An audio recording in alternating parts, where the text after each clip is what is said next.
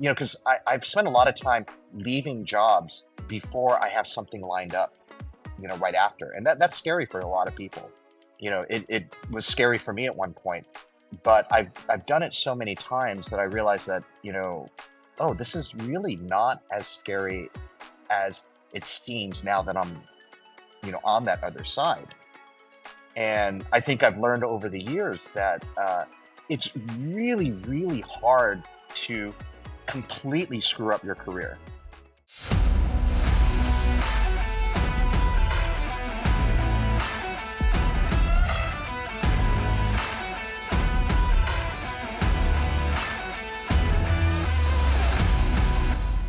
Hey, Paul. Good evening. Good to see you. How are you? I'm doing great. It's always fantastic to get a chance to talk to you, Sarah.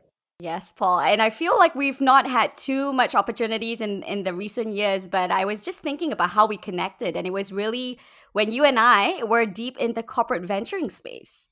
Yeah, no, I think it was at a conference, and we both each Mm-hmm. represented our parent corporate companies talking about CVC at a time when it was still very new in Southeast Asia. Yeah, absolutely. So it's really crazy how things have changed in Southeast Asia, and we were talking a little bit about that in the prelude. But before we dive deep into everything that you've done in the different chapters of your life, from being at some of the big names in America and bringing that to Asia to running 100 million CVC fund and then going into ESG, gender, there's so many elements that I want to cover today. But let's get started with a little bit of context. Who is Paul Art?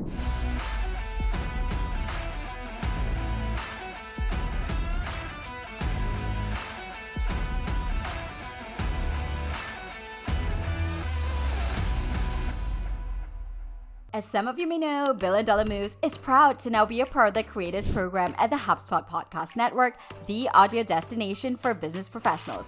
That means we're also in good company with podcasts like Another Bite, hosted by John Dick, Jerry Monroe, Leslie Green, and Ariel Boswell, where each week they break down episodes of everyone's favorite business TV show, Shark Tank, offering their own unique thoughts and even talk with some of the folks who pitch the sharks and live to tell the tale. From squatty potties to mention a bench and even that weird golf club you've been to, Another Bite takes a fresh look at some of your favorite episodes and importantly, answers what these entrepreneurs are up to now.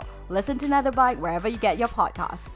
I am a Thai Chinese American, so I try to emphasize that because I'm one of those sort of it's not even a two culture kid, it's like a multicultural kid.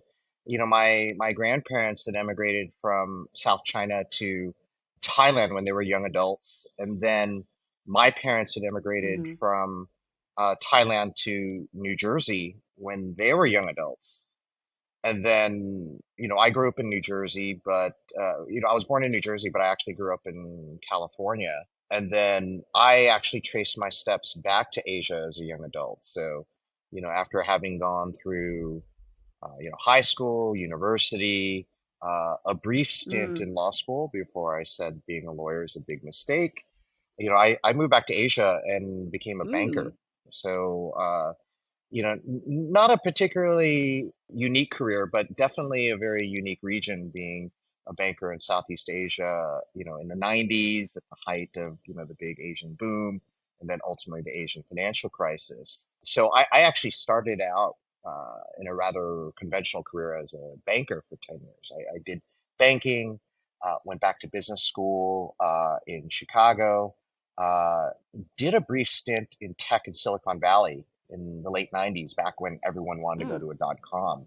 So at the time, it was all the rage, all the, I think consulting companies, investment banks were starved for talent because everyone wanted to work for a .com. So I did that for a bit and decided I actually missed investment banking. So, that was, a weird psychosis for a while. But so Yeah. I actually moved back to Asia, Yeah, and became a banker Paul, if again. I may, yeah, if I may, this we have a lot of two culture, three culture kids that tune in, right? And I think this is an interesting moment as well in America with a lot of Asians coming to their identity and really accepting their heritage. And I have many guests who are at the intersection of US and Asia, which is where this is exciting. And I'd love to hear from you. I know it's been a while, but when you were a young adult, growing up in America and then realizing who you wanted to become. How did you make that decision to say, okay, I think I'm going to build my career in Asia? I have to laugh because I don't think at that point I even knew what I wanted to become. I dropped out of law school in the early mid 90s, in the middle of a statewide recession. So, it wasn't so much that I had this deep yearning to get back into my Thai roots. I was just desperate for a job. So 94, the market in California was horrible. The financial markets in Southeast Asia were booming. So, I think it was just out of sheer desperation for a job that I decided I put everything in storage, sold my car, bought a one-way ticket to Bangkok, and wound up in banking. Uh, I would say that, I started to come to know my roots and understand, the Asian side, of my upbringing just by virtue of getting a job in Asia. So it was a bit, less directed and a bit more accidental. Yeah, and you haven't turned back since. I mean, you've built really an interesting career, and you're one of my friends that has really interesting, I would say, pivots in some way, career pivots. I mean, you've done so much in your career, and I love to hear a little bit. I mean, you started in banking. I guess that was the expectation of what was a good paycheck and the expectation of success in some way. Is that right at that time? Yeah, it's always a thing where I think when people kind of get a sense of the breadth of my career, because as I mentioned, I'd spent a lot of time in investment banking, and then actually moved into retail. So I was actually working for retail brands for a number of years and doing some cool stuff around Asia and China, and then just these random pivots that where I found myself in venture capital. I get a lot of questions about, oh, what was the planning around that, or how do you execute on that career shift? And I say that, you make it sound like I have this master plan and I'm the master of my destiny. And to be frank, I just go with the flow. I think every really awesome job I've had in my life was pure serendipity. It's just being in the right place at the right time and grabbing that wave when it hits, to use a surf analogy. So I mean, I think for those that'll tune in who are old enough to remember Forrest Gump, I tell people I'm kind of the Forrest Gump of Asia. I just sit there and stuff happens, and I am the victim of incredibly great luck. Yeah. I don't think there was any forethought or planning. It's just I always recognized a great opportunity when it came along, and I didn't hesitate to, I mean, you call it a pivot. It's me just saying, you know Just do what, it. I may as well just jump ship, and I've had enough of this job. That sounds really Yeah. interesting. I'll give it a try. And so, a lot of times it's these really Yeah. weird lateral moves into industries that I have no previous background. And I Mm. just land in them and I learn a ton and I get to work on some really cool things. And then it just leads me to the next random pivot that comes along a few years later. So yeah, I don't know what to tell, Yeah. So young so MBAs when they so ask. if I may ask, I'm I hear you on this. I know you're always, one who believes in, I think many of us do believe, right? After a certain point you put less, I guess, prominence to your own effort. Of course, it matters, but also a great deal of luck. I think we come to realize that as we mature. For you, given your upbringing, what was it that gave you that openness of wanting to try? And I think one thing that really stands out to me about you is your insatiable curiosity without fear, without hesitation. I mean, I will say a lot of women that I work with, right? They spent their whole, I don't know, a decade in a certain career, and even making that leap into something different, like you, it doesn't come second nature to them. It's almost like, wait, this is the right choice? What's the opportunity cost here? So, I mean, it sounds like you were just like rolling with it, but surely there must be something in your way of upbringing that allowed you to be more, I guess, open to all these opportunities. Well, strangely, no. I mean, I think my upbringing is probably just as conventional and conservative as any Asian kid, whether it was an Asian in Asia or Asia in Western markets.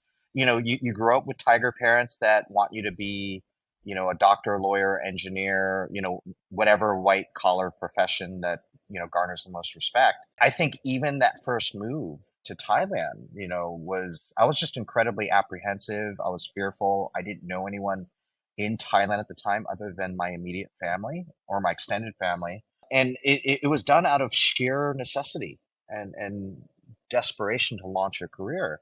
But, I'll say that over the years, I've sort of developed, that level of curiosity. So, I would probably say, dropping out of law school and buying a one-way ticket to Asia was the scariest thing I'd ever done. But it was that turning point because once I landed in Asia, once I landed a job, I realized that, when you take that big leap of faith, what's waiting for you on the other side is not necessarily a bad thing. And I think every extreme career move, uh, because I've spent a lot of time leaving jobs before I have something lined up, right after, and that's scary for a lot of people. It was scary for me at one point, but I've done it so many times that I realized that, oh, this is really not as scary as it seems now that I'm, on that other side. I think I've learned over the years that it's really, really hard to completely screw up your career. I've made mistakes, I've done some dumb things, but literally, like, Right. and the funny thing is, if we look at, the markets today, it's like you see, these entrepreneurs that, completely, bring down a multi-billion dollar company, and then, 2 years Right. later, they'll receive a big check from some prestigious Silicon Valley VC fund. So, it's short of like literally murdering Mm, someone and going to prison, it's almost impossible to irrevocably ruin your career. And I think once you start to realize that, no matter what circumstance you leave a job, that it'll eventually be okay, that is just incredibly mm, emotionally and psychologically liberating. I think, it's yeah. easy to be curious once you overcome that fear that the unknown is not that scary. And I think that's just the way my career developed over the last, 20, 30 years. Yeah, and I mean, if I may, a couple of points there, which I will want to come back to a little bit later. One about failure and basically being a phoenix rising from the ashes. I think that applies to some entrepreneurs, maybe not to most, right? And that leads into what we're going to talk about a little bit later. But the other point about leaving before you have a plan, is this from a point of privilege that some may not have? It is, I mean, and I think that's the hard thing. I get that, if you have a spouse, even if it's a working spouse, but especially if your spouse isn't working, you have kids, you have mortgage, you have student loans, it's not that easy to just pick up and go. You might have a nest egg, you might have some savings that you can draw on, but I do come from a point of privilege in the sense that, not that I have a privileged background, but I have the luxury of not having to worry about a lot of financial burdens that other people might. My wife and I are both, working professionals. We don't have children. We chose not to have kids.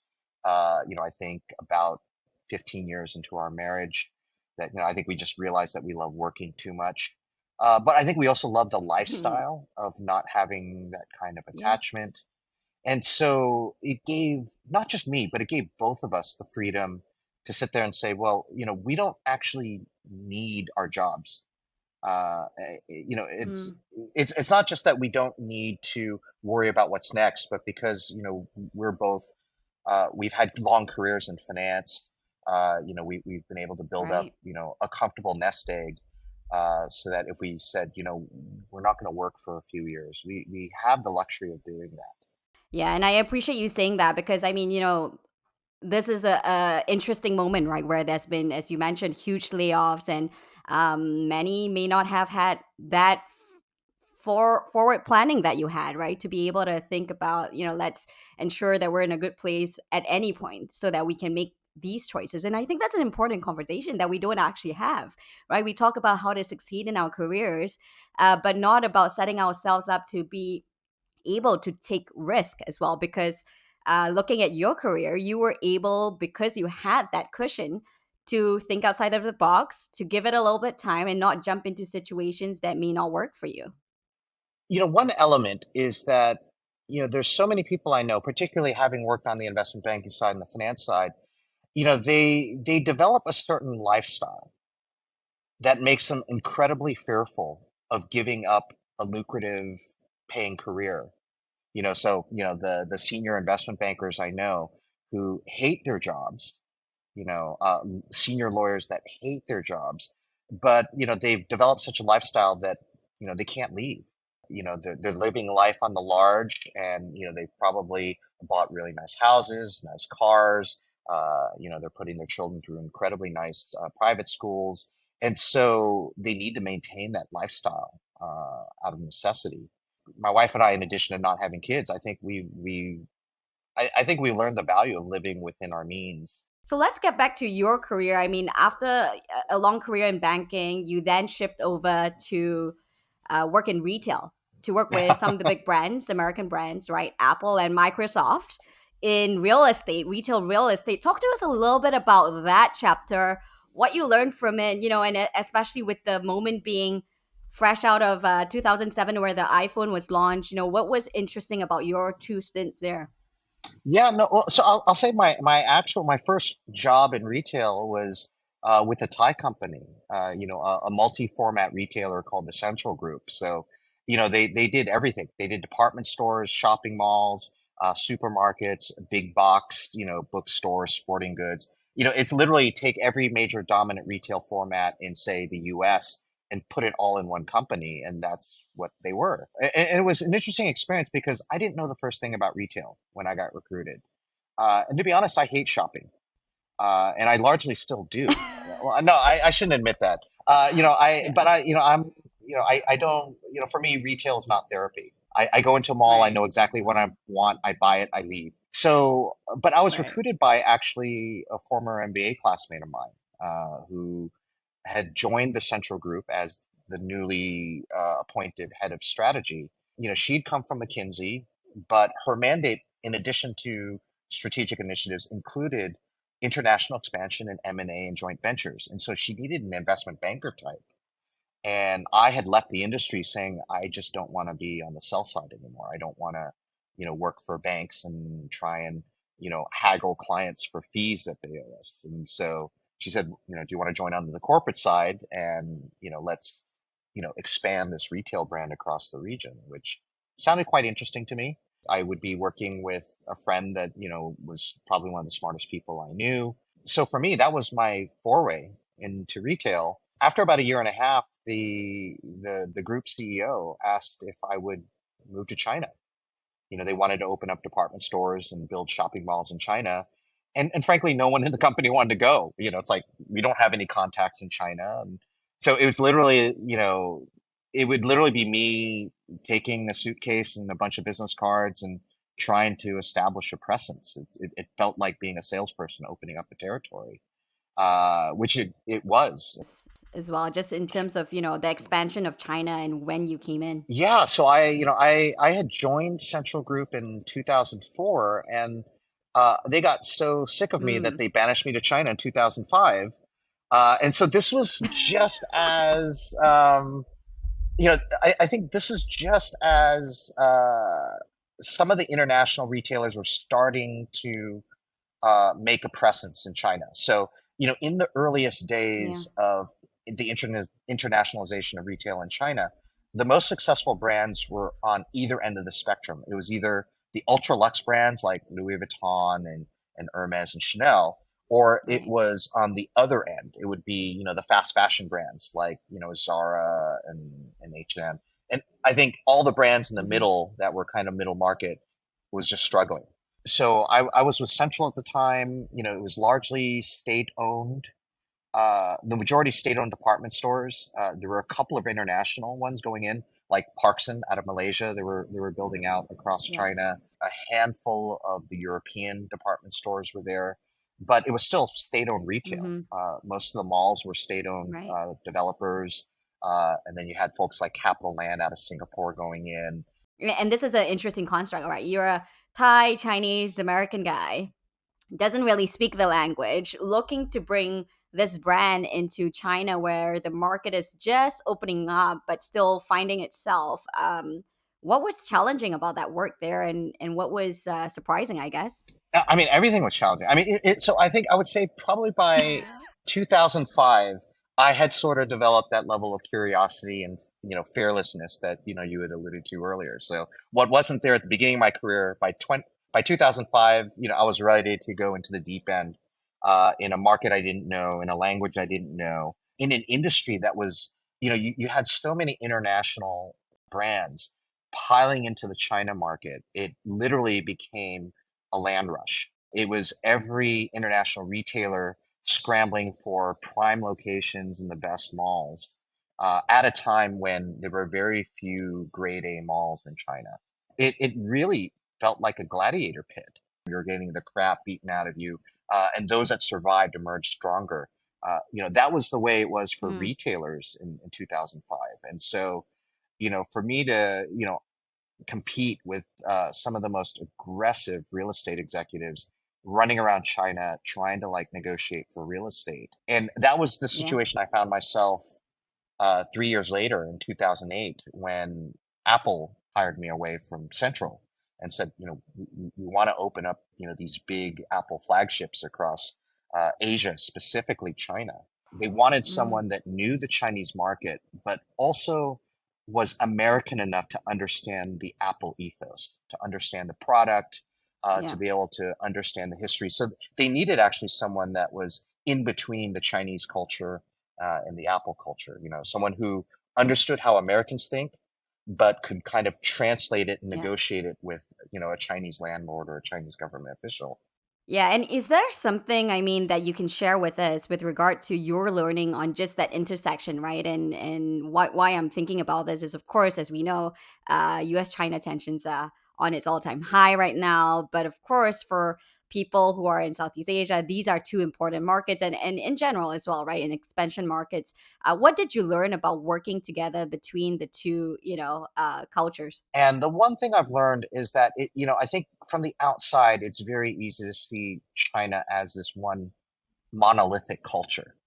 There is a unified Right. culture, but there's no single, I never felt that there was a single Chinese way of doing business or a single Chinese way of negotiating Mm, because every person is different. One day I would be negotiating with a landlord who is an extrovert and very friendly. The next day I'd negotiate with someone different who was an extrovert but very, direct and hostile. The third day I would negotiate with someone who's an introvert. There are as many different personalities as there are Chinese people, just as there are with Americans. Once you do that every day, you start to think of China as not just a country of, faceless 1.3 billion people, but you start to treat everyone individually with a certain level of, respect and individualism that they deserve. Just as, I don't want to be seen as just sort of that ugly American. I have, my own motivations, my own style. and nuances, Uh, right, is what you're getting yeah, at. absolutely. Nuances. Absolutely. We have a lot of folks who are looking to expand their business in both markets, right? What would you say to them? Like, what would be your biggest lesson, the hardest lesson that you learned in market expansion? I would say that you need to invest time into understanding the market and Mm, developing the relationships. I think I think it was very easy for not just retailers who were looking at the Chinese market, but even startups I worked with that were jumping in the Chinese market. And they read all the reports, right? They'll read, some McKinsey report or they'll read, some HSBC report and they'll look at the numbers and they feel like they have an understanding of China, and then they'll hire right. some well-paid, well-connected on-the-ground consultant to, do things for them, but not spend time on the ground, not spend time developing relationships with key stakeholders. I think every company that I saw underinvest their time, in China Mm, definitely did a lot more poorly than those that got to know, folks on the ground in China. I think when Apple hired me, they actually wanted to place me in Hong Kong. And I said, if you want me mm, based in Hong Kong, I will not take this job because you are setting me up for failure. Because I need to compete with brands that have teams on the ground 24/7 in China. right. And if I am not on the ground Yeah. 24/7, I am out of the loop. Yeah, now let's jump to the next chapter. After some time in retail, you are then recruited to start a CVC, a 100 million CVC unit and a corporate venture capital unit. Talk to us a little bit about that. Where was Siam Commercial Bank at that point in time? What was the corporate venturing landscape that you and I were in at that time as well? And what were your learnings? Well, I'll preface that by talking for a minute or two about what happened in between, because it actually wasn't a straight line. Okay. I left Apple after about 4 years. I'd opened up a bunch of stores for them across the hemisphere, China, Hong Kong, Japan, Australia. I'd left actually, maybe about 9 months, a year after Steve Jobs passed away. So, by that time, the culture was changing.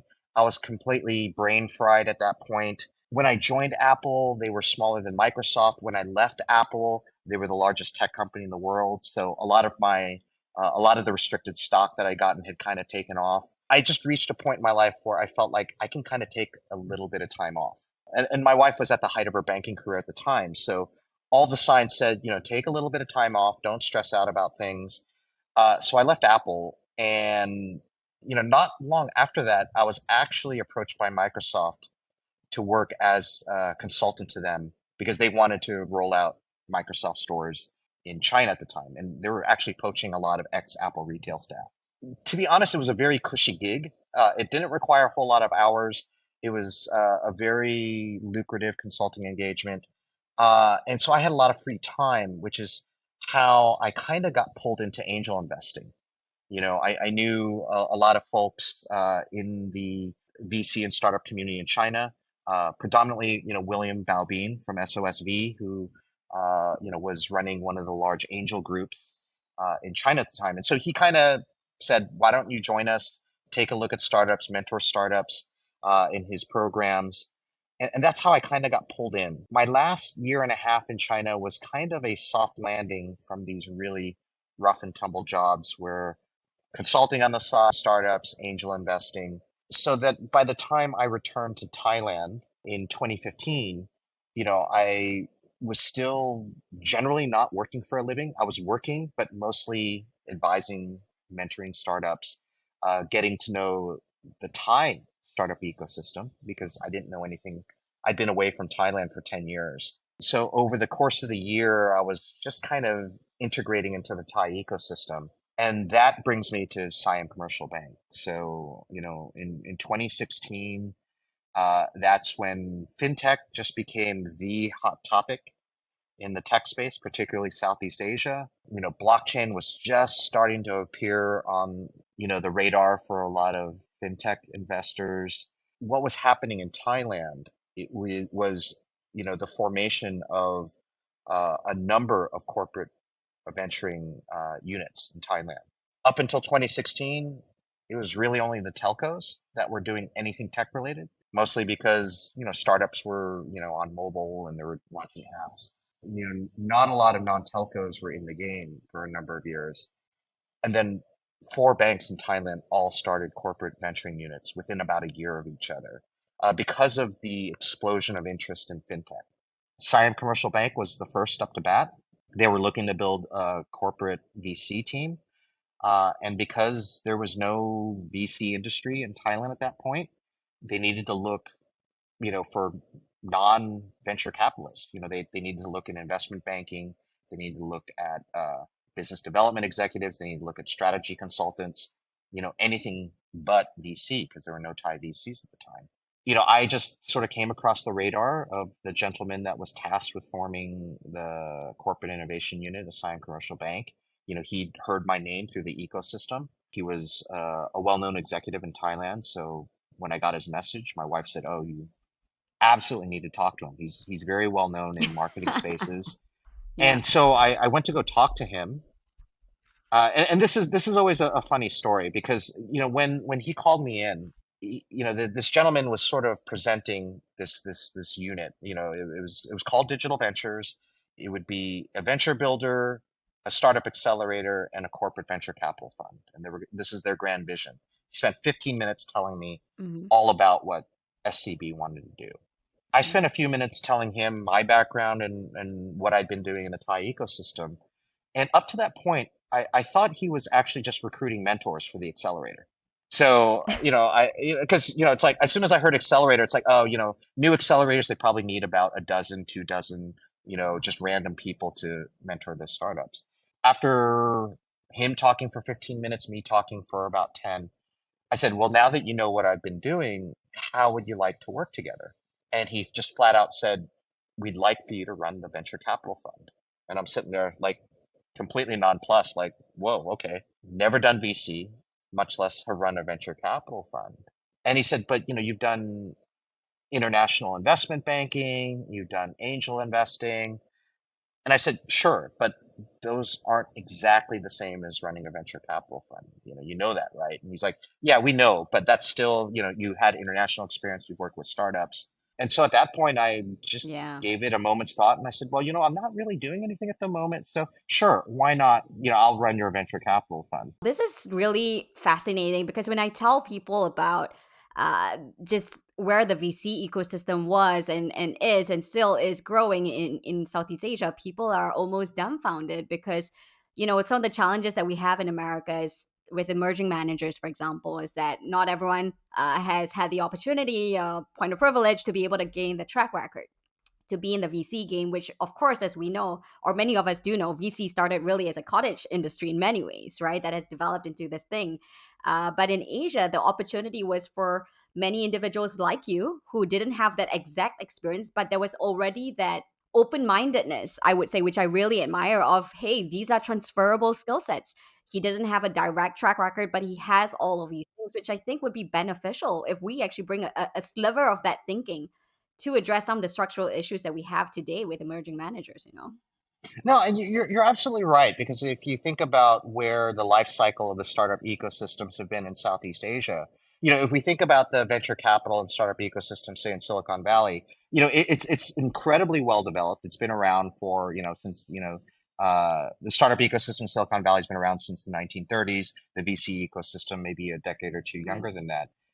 And so it's very mature. You're looking for venture capitalists that have, an extensive network of executives that they could hire into portfolio companies. They need to have an extensive network of later stage VCs that they could, tap for follow-on funding and so on. Hmm. But if we look at, the startup ecosystem in Southeast Asia, a lot of it is still first-time founders.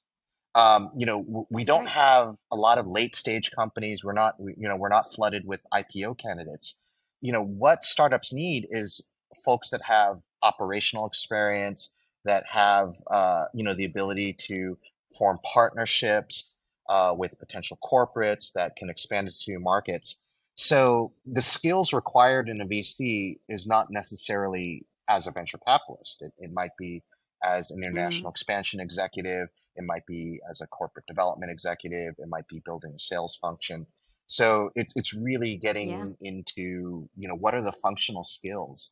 Early stage startups in markets where it's predominantly, first time entrepreneurs. And Yeah. that requires a different skill set in their VCs than in a developed market. When was the last time you heard someone say it's almost too easy when talking about a piece of tech? Probably never, right? Because tech usually isn't easy. Tech is usually too complicated, too busy, too frustrating when it should be just plain easy. HubSpot CRM platform is ridiculously easy to learn, use, and love. That's because it's a handcrafted, sophisticated system designed for the way teams actually work, not a bunch of cobbled together tools that don't speak to each other. With a suite of powerful tools that seamlessly connects your teams and customizable hubs that you can add or subtract as you grow, it's not almost too easy to use, it's easy to use, period. Learn how HubSpot can help your business grow better at HubSpot.com. Well, clearly you started one of the first few corporate venturing arms with digital ventures, had 100 million, which is not something to sneeze at. What was your approach then? Right, you had really no venture experience, and you were tasked with this uh, big challenge to actually make a mark. And love to hear your thoughts. And also, was that investing from the balance sheet? Did that work? What do you think of corporate venturing then, now? After the gentleman, the SDB executive recruited me, the questions that I'd asked is, okay, how big is the team? And he said, well, you don't have a team yet. you'd be the first person. You have a head count, you could bring on four You're people, but it. you're it right now. And I said, okay, so what is the investment mandate, investment strategy? And he said, well, the bank is hoping that you tell us what it should be. I said, what's my KPIs? And he said, well, we're hoping you tell us what they should be. So I'm like, wow, this is literally a blank slate. It's literally just build an organization from the ground up. He said, right now, we've already legally formed the entity, and you have the investment corpus. You have the dry powder. Uh, you just need to do everything else, including develop an investment process. They kind of know who's going to be on the investment committee, but they don't know how the process should be on, screening deals and how it gets promoted to an IC, an investment committee. So I literally had to architect a VC operation from the ground up. And again, me never having run a VC fund, much less a corporate VC fund. And again, not even just a corporate VC fund, but a corporate VC fund that was regulated by the Bank of Thailand because I was working for a bank. The challenges were first, recruiting that team, then developing that investment mandate, then developing the investment process. And then once we had all that, then actually get out into the world and start looking for deals. Probably say the most important thing that was, the number one priority is start recruiting. You had a fascinating approach in building your team, and I always say one thing that I love about you is that you really take each platform that you have seriously and think about the different ways in which you can create impact, not just for the business itself. Can you tell us a little bit about how you thought about building your team, and also, I guess the key successes and what you felt were failures in your corporate venturing chapter?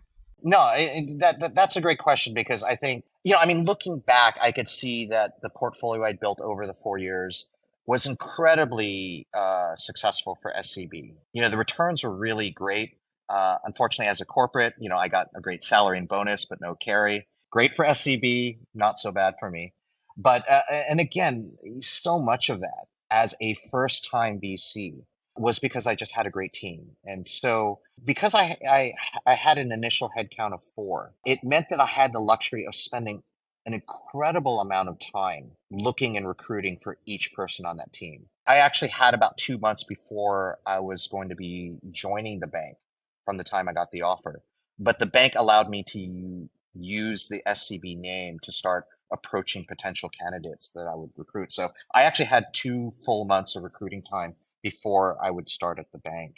So for me, I knew going in that I would start out with two senior positions, principals, so kind of VP, vice president level, and then two junior level, kind of associates. So I wasn't looking for fresh college graduate, but maybe someone who was relatively young in the investment side, but still had a little bit of work experience. So it would be two and two. But the really important thing is that I knew that I was going to hire two men, two women. I wanted a very diverse team, both from a gender perspective as well as an international perspective, and definitely in terms of kind of personality and thought process. I wanted kind of a really eclectic team. The gender side was quite important because, for me, I'd actually done a lot of work on women's empowerment in a lot of my philanthropic work. It was something that was quite important to me. And also, I just felt that, an ecosystem that wasn't leveraging the power of its female entrepreneurs was, really kind of a bit hamstrung. This thought process, you speak as though it's like, yeah, it's a normal thing, this is the right thing to do, it makes business sense. But you and I know, because of our work in your later chapter where we do this together, we are still not surprised that people still ask us about what the benefits are of having diversity. So where did, this was long before I think we actually worked on this topic together, but you already had this mindset of, yeah, diversity makes business sense. Where does this come from? I have a very strong mother, just very, larger than life, very driven mother who was quite good at what she did. She worked in the medical profession. And then I was also married to a very strong, assertive woman who was at the top of her field in corporate banking. And interestingly enough, the team that she built was probably more women than men. And they were very high flying, overachieving, incredibly accomplished, banking professionals. To be frank, the Thai banking profession actually has a significant proportion of women in its ranks, both on the commercial banking and the investment banking side. Working in Thailand, it was just a very obvious visual thing to see that women were in very strong, dominant, accomplished positions in the finance and investment space. And interestingly enough, the same goes for strategy consultants in Thailand. So, companies like McKinsey, BCG were staffed with some phenomenal women up and down the management ranks. It's one of those things where, even by necessity, if I wanted to build a new team of venture capitalists in a market where there is no VC industry, I would be looking at banking and consulting as my natural talent pool. And those are industries that have a really good gender balance. So for me, it was, I'm looking at the entire pool of talent. I also recognize that if we wanted to build that kind of gender diversity in the startup ecosystem, that it would probably help that if the person making the financial decisions on the other side of the table of the entrepreneur was a mix. It wasn't all, male VCs. And so I wanted that level of diversity. I also recognize that women, and I don't want to paint too broad of a paintbrush, but women may look at risk and opportunities in a different perspective than men just because of their lived experiences. I did not want to build a team that was prone to consensus, as a lot of times they are in Asian markets. The Thais, they dislike conflict, they love consensus, and I actually wanted a team that would, I don't want to say fight, but I wanted a team that would not shy away from vigorous debate and discussion when we evaluate investments, because I do believe in the wisdom of crowds. The wisdom of crowds is based on diversity of thought, different viewpoints. And so the important thing for me is, how do I build a team of four people plus myself that all thought very differently, who would not be afraid to argue with one another on a deal. And again, this is important in Thailand, where traditionally in a lot of organizations, the women tend to be differential to the men. The younger people tend to be deferential to the older executives. I wanted a team where the most junior person on my team would not be afraid to stand up to one of my opinions, especially if that junior person was a Right. woman. I think I was able to do that. And I think because of that, we were able to screen out a lot of bad deals. We were able to make a lot of really great investments. We actually didn't, I think a lot of VCs like to say, oh, we saw 3,000 investments a year and we found like the three that we wanted. I hate that. I don't want to work that hard. I Yeah. want to see 500 investments. I don't want to be a machine gun. I don't want to be an Uzi. I want to be a sniper Yeah. rifle.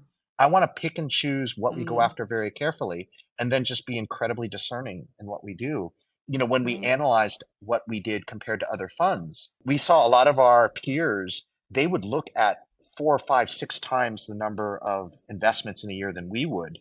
We would make the same number of investments at the end of the day. We Right. wouldn't in any way underperform. We would either perform just as well or in some cases better. So, it was that whole Mm, sort of cliche about working smarter instead of harder, which yeah. is a great line if you're lazy like me. It's like, I just want to work smarter. I just don't want to work harder. But yeah, so Yeah. I mean, I think a lot of the work that I did was just making sure that we had a really diverse team. And again, I think Mm, I honestly feel that the women that were on the team, both at the start, but over the years that I ran the fund, were just truly amazing executives. They were phenomenal investors. Not right. only had a really great eye for investment, but they had a really, there were a number of members on my team who were really great at building a rapport with our entrepreneurs, as well as the fund did on a return basis. I do feel like building diverse teams and training a fairly sizable cohort of not just young VCs, but especially female VCs that are now achieved a level of seniority in our industry. I think that's probably the best thing that came out of my SCB experience. Thank you. Thank you for saying that. And that brings a great segue into your next chapter, which I know was unexpected as well, with Shannon pulling you in. But another VC knocked on your door while you were thinking you were going to have a bit of a sabbatical after your time at SCB. Tell us about that and how you got down this rabbit hole of gender, ESG. Where's ESG today in Asia? Are we actually walking the talk, or is it a lot of greenwashing as we've seen before? Where are we, Paul? Yeah, so I left SCB actually just before the pandemic hit and we all went into lockdown. So by the time the world went into lockdown, I was already spending a lot of time at home eating whatever was delivered by Food Panda and spending a lot of time online. Instead of learning how to surf or bake Yeah. bread, I was actually just taking online courses to kind of understand, what sustainability was, what ESG was. At the time, I didn't have any thought about it being the next stage of my career. It was just an area of strong personal interest to me. I wanted to understand ESG from a risk management perspective. I wanted to understand sustainability from, not just a business and buzzword perspective, but I wanted to understand the different economic models behind it, the frameworks, even kind of the science behind, things like climate, understanding the history of like, gender inequality, racial inequality. So really getting down into almost an academic, sort of, college master's level of understanding these issues. And so I was doing that for a number of months. So, it probably was a sabbatical because I was doing it for the greater part of about 6, 7 months. And then, I got a call from, a dear friend, Shannon Kalyanamit, who was the Bangkok-based partner for Gobi Partners.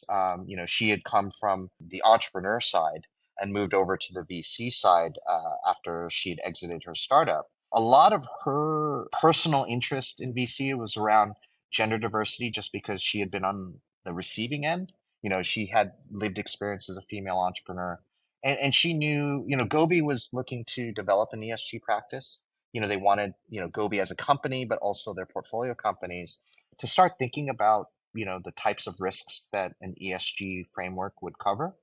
And so she had called me up and said, would I be interested in working with Gobi on, building a practice, launching initiatives, sort of developing content and education and general awareness on ESG, both within Gobi, but also within the broader Southeast Asian tech ecosystem. And so, for me, I jumped at the chance just because it was an opportunity to, sort of stay in the startup investment side, the venture capital side, but merge that with was then a personal interest and now professionalizing, the work that I'd been doing and the study I'd been doing in ESG and, sustainability. And what was interesting is, once I came in, it was already there was already a bit of momentum behind ESG. But I'll say that in the years since, I think the world has experienced almost every major calamity known to mankind or humankind, whether it was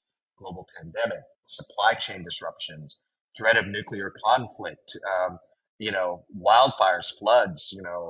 It's literally catastrophes of biblical proportions. And in a really weird, sort of dark, macabre sort of way, it's like, wow, this is actually proving the need for robust ESG risk management. I don't have Mm. to talk about environmental risk and social risk and governance risk because it's playing out as we go. Things like FTX. Now I get to point to the G side of governance. It's still a bit of a challenge Yeah. because, if we look at, say, North America or particularly the US, ESG has become highly Hmm. politicized. In other Right. places, people will see ESG as more of a distraction rather than risk mitigation and risk management. In a lot Hmm. of the work that I've done in ESG, particularly around gender diversity, there are a lot of folks, whether it's, entrepreneurs, whether it's LPs, other VCs that see investment diversity as, a bit of a charity. I think there's still that sort of Yeah. myth that, okay, well, female entrepreneurs underperform, or if we invest in diversity, we're actually giving up basis points of investment return. And again, nothing could be further from the truth. So much of my work is really, part of it is investment, but before I can really engage wholesale in investment, it's a lot of education. It's sort of telling people this is what gender lens actually means. I think there's a lot of misconception around it. You spent a good amount of time in the last 2 years to work on gender and ESG as a part of that, to roll that out into a venture firm together with the other parties within Gobi. What would you say is your biggest takeaway there? I mean, it's not, I mean, we speak as though it's a normal thing, but really, you and I know, right? So we at Beyond the Billion, we work with over 100, we're close to 110 venture capital funds and limited partner investors. And whilst ESG is the talk of the day, I will say it's not as integrated in the way that you have thought about it. How can venture funds do better in this space? Where I am in Southeast Asian ecosystems trying to promote ESG and sustainability, it feels like me being at the corporate venture fund at SCB, 6, 7 years ago. The one thing I took away from the corporate innovation experience was that it's not about the tech. The tech is out there. It's not about, proving that, innovation's a good thing. Just like today, it's not about proving that, investment in diversity is a good thing or managing ESG risks is a good thing. There's actually a lot of quantifiable evidence out there. The challenge is understanding, it's overcoming, it's changing culture and behavior. There's a lot of, just like in the early days of corporate innovation, there was a lot of resistance within companies towards doing anything different or innovative.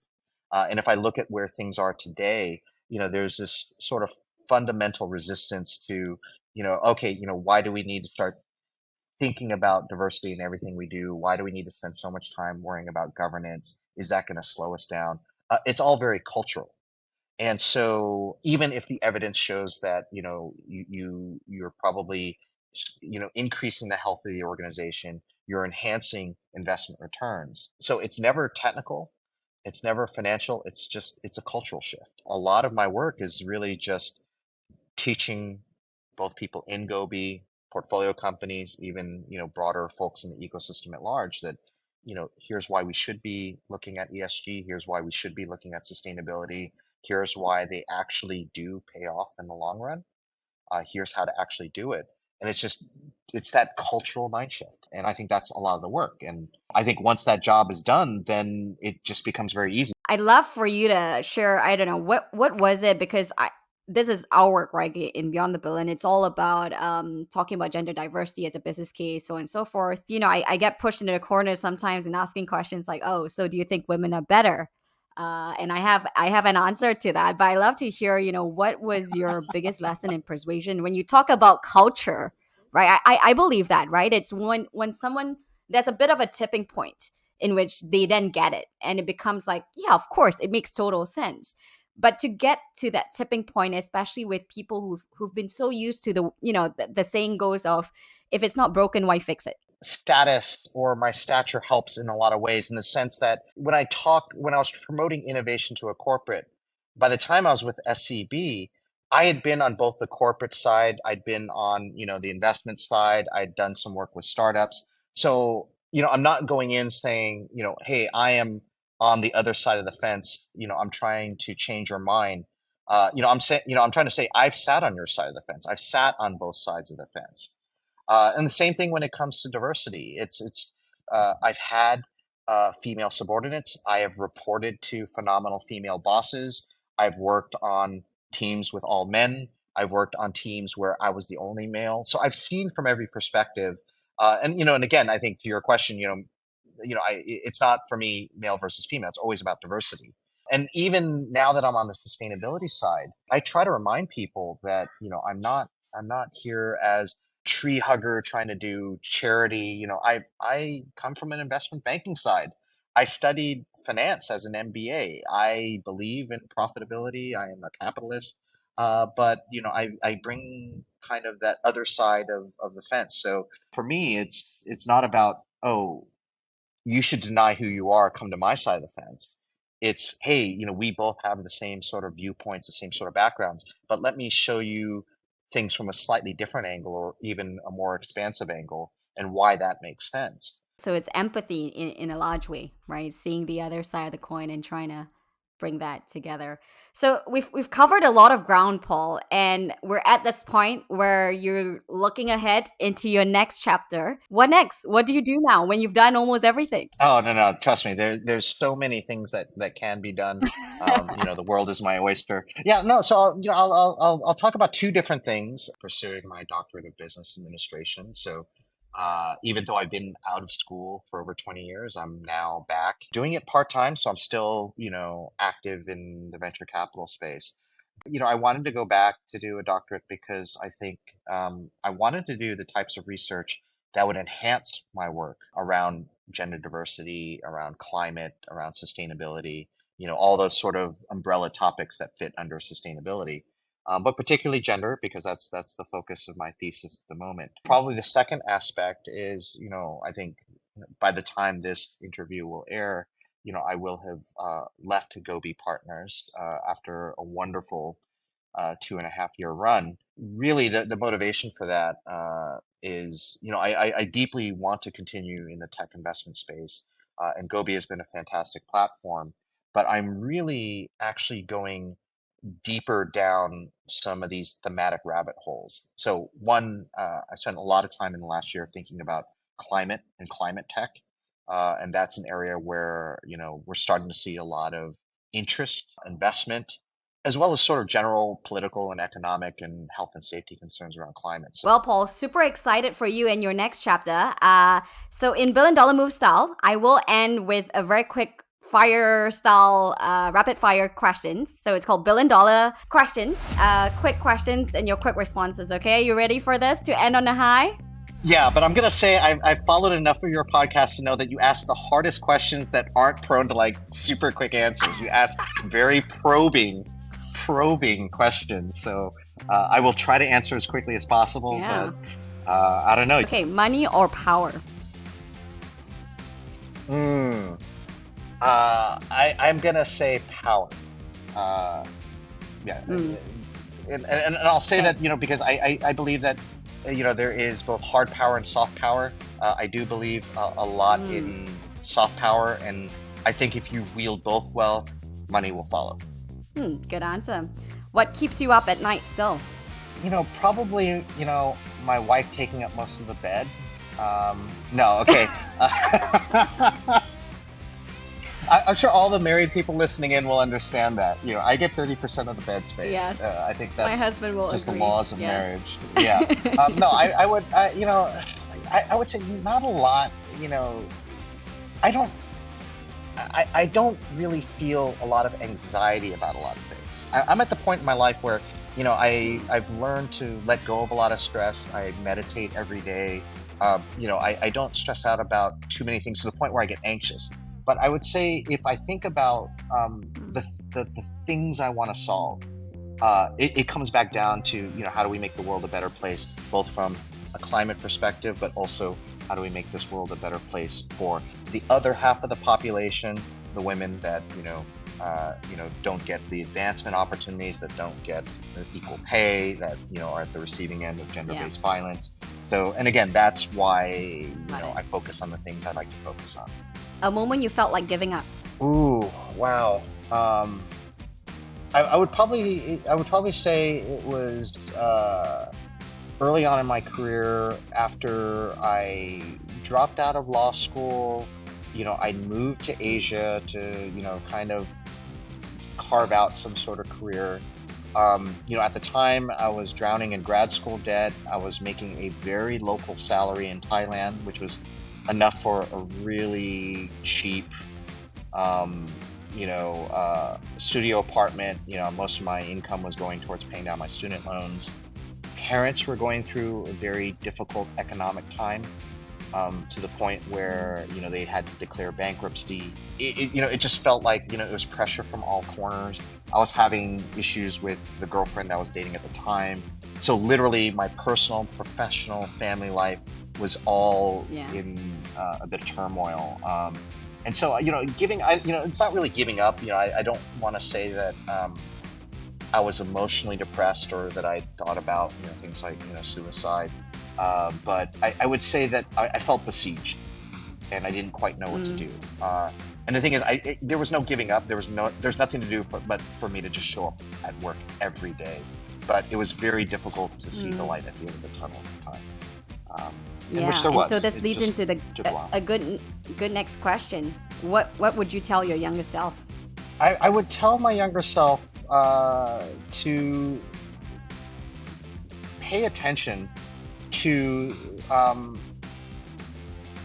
the hierarchy of needs that many of us had learned in university, that sort of pyramid of things that motivate us in life. So, we always at the base of that pyramid, food and shelter, and then we start moving to material wealth, we start moving towards, validation.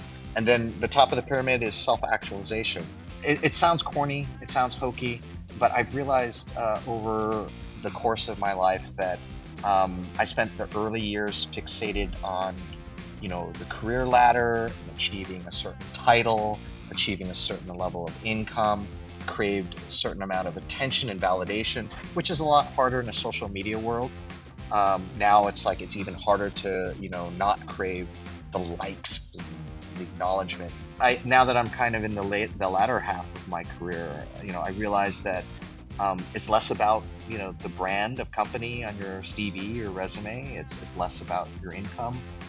It's about waking up every day and feeling happy with what you're doing, with the person that, the people that you love, and finding personal happiness, which may not necessarily be in a title on your business card. I came to that realization that, when I die, I don't want my gravestone to say, Paul really maximized return on investment.